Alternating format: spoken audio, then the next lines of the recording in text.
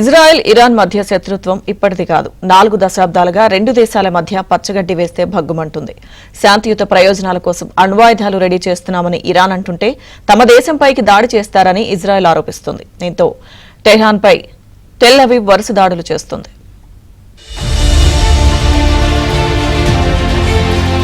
ఇరాన్పై దాడి చేస్తామంటూ గత కొన్నాళ్లుగా చెప్పుకొచ్చిన ఇజ్రాయెల్ అన్నంత పని చేసింది. శుక్రవారం ఇరాన్లోని అనుమానాస్పద అణు కేంద్రాలు, శాస్త్రవేత్తలే లక్ష్యంగా మెరుపు దాడులు చేసింది.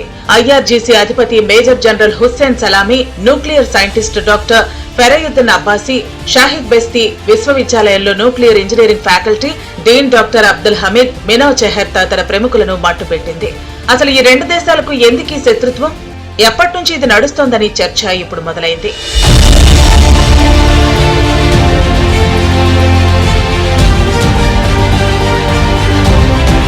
ఇరాన్, ఇజ్రాయెల్ మధ్య శత్రుత్వం ఈనాటిది కాదు, దశాబ్దాల కాలం నుంచి కొనసాగుతోంది. 1979లో ఇస్లామిక్ విప్లవం తర్వాత అమెరికా, ఇజ్రాయెల్ దేశాలను ఇరాన్ ప్రధాన శత్రువులుగా గుర్తించింది. ఆ తర్వాతి కాలంలోనూ ఆ శత్రుత్వం కొనసాగింది. టెహ్రాన్ అణ్వాయుధాలను ఉత్పత్తి చేస్తోందని ఇజ్రాయెల్ గత 20 ఏళ్లుగా ఆరోపిస్తూనే ఉంది. అయితే శాంతియుత ప్రయోజనాల కోసమే అణు కార్యక్రమం చేపడుతున్నట్లు ఇరాన్ చెప్పుకొస్తోంది. మరోవైపు ఐక్యరాజ్య సమితికి చెందిన ఇంటర్నేషనల్ అటామిక్ ఎనర్జీ ఏజెన్సీ మాత్రం ఇరాన్ దగ్గర అణ్వాయుధాల ఉత్పత్తికి తగినంత యురేనియం నిల్వలు ఉన్నట్లు గతంలోనే హెచ్చరించింది. 2003 వరకు ఆ దేశం వ్యవస్థీకృత అణ్వాయుధ కార్యక్రమాన్ని నిర్వహించినట్లు ఐఏఈఏతో పాటు పలు దేశాలు చెప్పాయి. కానీ ఇరాన్ మాత్రం అలాంటిదేమీ లేదని చెబుతూనే అణ్వాయుధాల తయారీకి అవసరమైన యురేనియం నిల్వలను అభివృద్ధి చేసుకుంటోంది. ఈ నేపథ్యంలోనే ఆ దేశం నుంచి ముప్పు పొంచి ఉందని గ్రహించిన ఇజ్రాయెల్ అణు కేంద్రాలే లక్ష్యంగా దాడులకు దిగింది. గతంలో ఇజ్రాయెల్ పై ఇరాన్ ప్రత్యక్ష దాడులకు దిగినప్పటికీ 40 ఏళ్లుగా ఆ దేశంతో పరోక్షంగా యుద్ధం చేస్తూనే ఉంది. ఉగ్రవాద అనుబంధ గ్రూపుల నెట్వర్క్ ను ఏర్పాటు చేసి ఇజ్రాయెల్ పైకి ఉసిగొలుపుతోంది.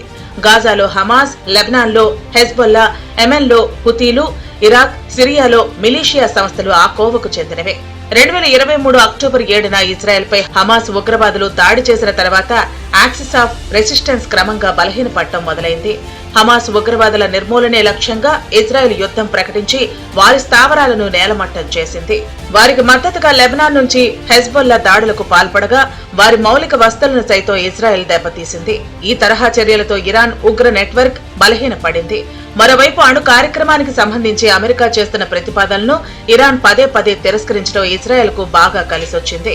అణ్వాయుధాలు తయారు చేస్తున్న ఇరాన్ తమ దేశంపై ప్రయోగిస్తుందన్న భయంతో ముందుగానే ఆయా కేంద్రాలను నేలమట్టం చేయాలని నిర్ణయించి దాడులకు దిగింది. మరోవైపు ఇరాన్ కూడా ప్రతిదాడులు ప్రారంభించింది. Our fight is not with you. Our fight is with the brutal dictatorship that has oppressed you for 46 years. I believe that the day of your liberation is near. And when that happens, the great friendship between our two ancient peoples will flourish once again.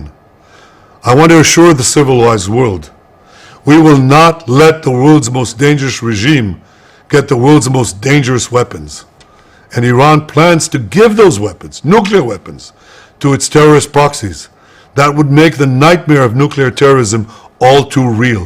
సైనిక పరంగా Iran, ఇజ్రాయెల్లు శక్తివంతమైన దేశాలే. అయితే 1979 నుంచి వివిధ రూపాల్లో Iran ఆంక్షలు ఎదుర్కొంటున్న నేపథ్యంలో ఆ దేశం వద్ద ఉన్న సంప్రదాయ ఆయుధాల్లో చాలా వరకు కాలం చెల్లినవి ఉన్నట్లు రక్షణ రంగ నిపుణులు చెబుతున్నారు. 1979 ఇస్లామిక్ విప్లవానికి ముందు అమెరికా, సోవియట్ యూనియన్ అందించినవి, ఇటీవల రష్యా నుంచి వచ్చినవి ఇరాన్ వద్ద ఉన్నాయి.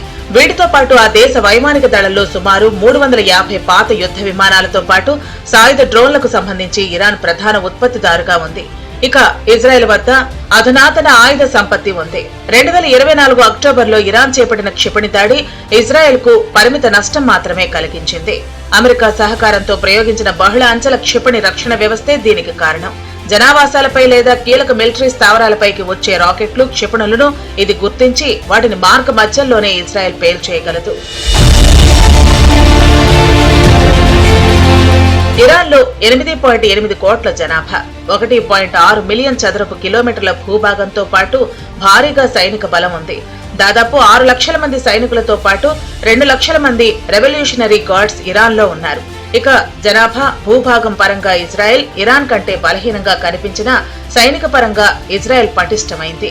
చిన్న దేశమైనప్పటికీ 1.7 లక్షల మంది క్రియాశీల సైనికులు, 4 లక్షల మంది రిజర్వ్ బలగాలతో గణనీయమైన సైనిక శక్తి ఉన్నారు. ఇజ్రాయెల్ వద్ద అణ్వాయుధాలు ఉండొచ్చనే అనుమానం ఉంది. అయితే తమ వద్ద అణ్వాస్త్రాలు ఉన్నట్లు ఇజ్రాయెల్ ఎన్నడూ అధికారికంగా వెల్లడించలేదు.